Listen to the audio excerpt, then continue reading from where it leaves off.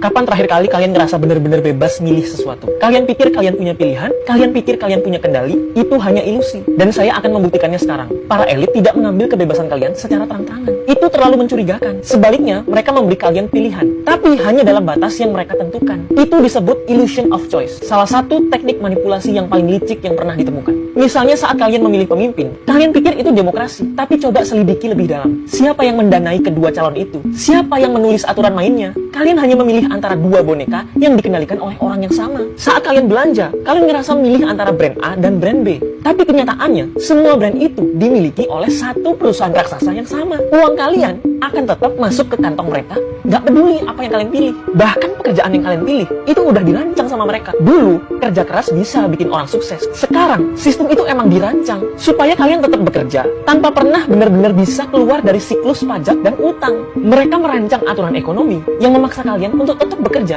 hanya untuk bertahan hidup. Kalau kalian kaya, kalian bisa membeli waktu. Tapi mereka sebisa mungkin membiarkan kalian tetap miskin supaya kalian nggak punya waktu buat mikir.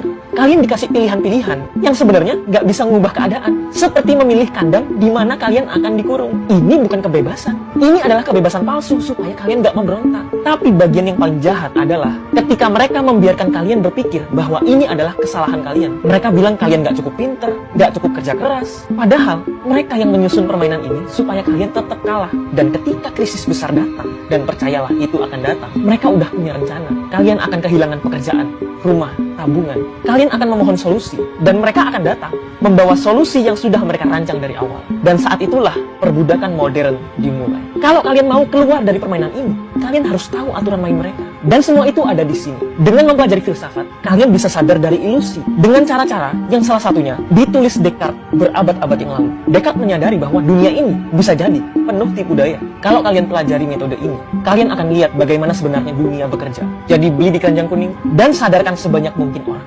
Jangan sampai waktunya datang dan kita semua menjadi budak tanpa menyadarinya.